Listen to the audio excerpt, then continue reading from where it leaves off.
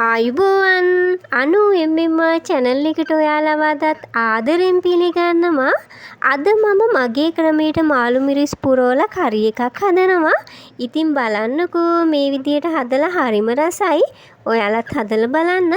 මම අද මාළු මිරිස් කරල් 4කින් තමයි මේ පිරවුම් එක හදන්නේ. දැන් මම මෙන්න මේ විදියට මාළු මිරිස් කරලා පොඩියට කැපුමක් දාගන්නවා. ඔයාලට පේනවා ඇති. ඊට පස්සේ මාළු මිරිස් කරලේ ඇතුලේ තියෙන ඇට ටික සහ අර මදේ කොටස ඉවත් කරගන්නවා. ඒකත් ඔයාලට පේනවා ඇති. මේ විදිහට මාළු මිරිස් කරල් 4ෙම ඇට ටික සහ මද කොටස ඉවත් කරගන්නවා. දැන් අපි මාළු මිරිස් පිරවුම හදාගමු. මුලින්ම භාජනයක් ලිපේ තියලා තෙල් ටිකක් එකතු කරගන්නවා. තෙල් ටික රත් වුණාට පස්සේ තෙලට පොඩියට කපාගත්ත සුදු ලුණු බික් 4ක් මම එකතු කරගන්නවා. සුදු ලුණු ටික රන්වන් පාට වෙනකම් බෙද ගන්න අවශ්‍ය නැහැ. සාමාන්‍ය ප්‍රමාණයට පැදීගෙන එනකොට බී ලුණු ගෙඩියක් කපලා එකතු කරගන්නවා. දැන් පොඩියට කපාගත්ත අමු මිරිස් කරලක් එකතු කරගන්නවා. කරපිංච ටිකකුත් එකතු කරගෙන හොඳට කලවම් කරමින් පොඩි වෙලාවක් උයා ගන්නවා. දැන් මම තම්බල පොඩි කරගත්ත මාළු ටිකක් මේ විදිහට එකතු කරගන්නවා. කටු එහෙම ඉවත් කරලා මේ විදිහට එකතු කරගෙන හොඳින් මිශ්‍ර කරගන්නවා. දැන් කහ කුඩු ස්වල්පයක් එකතු කරනවා. බැදපු 3-5 තේ හැඳි කාලක් එකතු කරගන්නවා. කෑලි මිරිස් තේ හැඳි එකක් එකතු කරගන්නවා. දැන් ගම්බිරිස් කුඩු තේ හැඳි භාගයක් එකතු කරගන්නවා. දැන් හොඳට මිශ්‍ර කරමින් තෙලේ ටික වෙලාවක් උයා ගන්න. දැන් රස අණු ලුණු එකතු කරගන්නවා.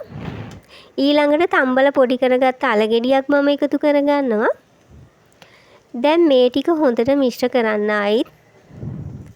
දැන් මම සුවඳ කුඩු ටිකක් එකතු කරගන්නවා. මම මේ සුවඳ කුඩු එක හදලා තියෙන්නේ එනසාල් 2යි, කරාබු නැටි 2යි, කුරුඳු පොත්තයි කබලේ බැඳලා අරගෙන කුඩු කරලා. ඉතින් මේ කුඩු එක හරිම සුවඳයි, ඒ වගේම හරිම රසයි. දැන් අපි මාළු මිරිස් කරලා ඇතුළට මේ මිශ්‍රණය පුරවගමු.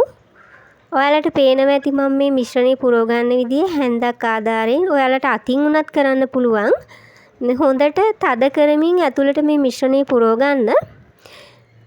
ඉතින් අනු එම්බිම්මා channel එකේ වීඩියෝ බලන්නේ ඔයාලා subscribe නොකර නම් subscribe කරලා මට උදව්වක් දෙන්න කියලා ආදරෙන් මතක් කරනවා. ඔයාලා දාන like එක, comment එක මට ගොඩාක් වටිනවා. ඉතින් like කරන්න, comment කරන්නත් අමතක කරන්න එපා.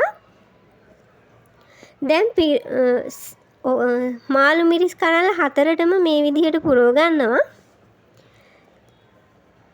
දැන් මේ විදිහට මාළු මිරිස් ටික වෙනම භාජනයකට එකතු කරගෙන කැපුම උඩු අතට හිටින විදිහට මාළු මිරිස් කරල් ටික අහුර ගන්නවා.